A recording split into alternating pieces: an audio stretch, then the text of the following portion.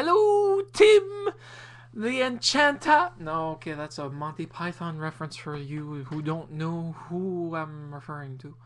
Well, it's actually the Tim on the other side of the screen. Anyway,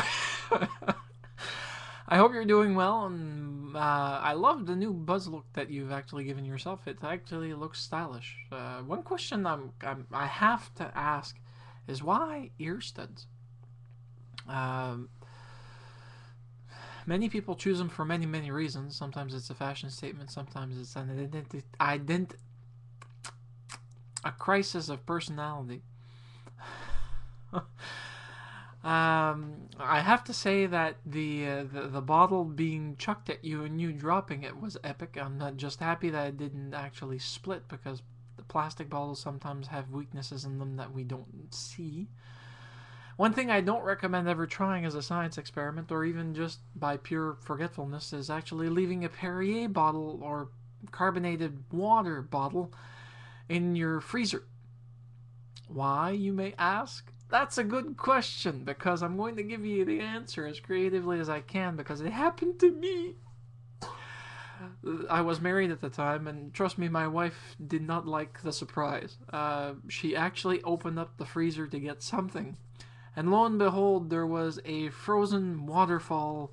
Literally, the bottle itself was nested in the freezer, and as you know, they're pretty much not plastic bottles.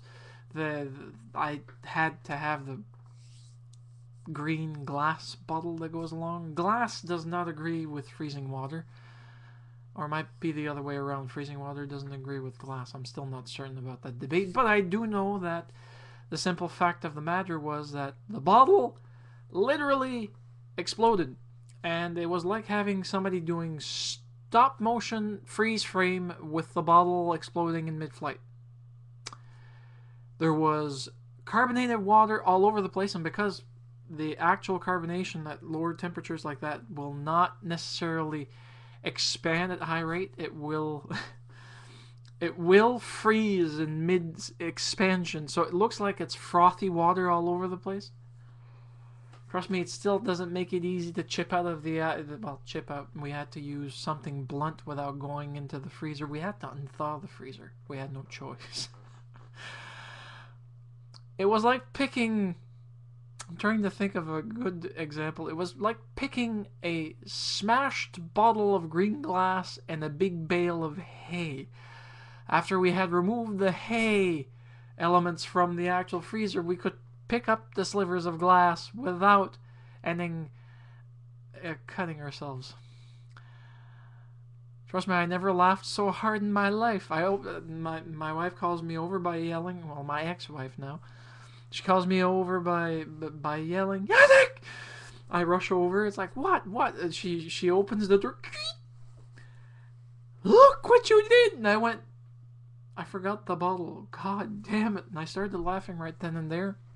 And she said, it's not funny. What are we going to do? We have to do it. I was like, calm down. We're going to thaw it out. And we don't have much food elements in there. It was mostly, I think it was ice cream, a few bags of ice, and maybe some french fries, and God knows what else. But I know that 3/4 of the stuff was either baked or thrown out, because thawing, unfortunately, doesn't allow us to keep it long. Oh well, just wanted to give you my history, or story, anyway. I'm glad you like Florida, and I hope that the next time that I can actually go visit Florida, which my parents now own, Canadians, now owning a piece of their own property somewhere where they can go and snowbird it. I might be able to go down during April or May. So, or is it March or April? Between March and April, apparently, a lot of people like it there. So I've been there once, and I hope that when I actually get there, that you, Scott Kim Martin, a whole bunch of people that I know that actually reside in Florida are going to be available and in Florida at the time. Unfortunately, being a visiting Canadian, I don't like driving much. I have my own car. I drive here in Canada. I have no problems in Moncton, New Brunswick, or the environs.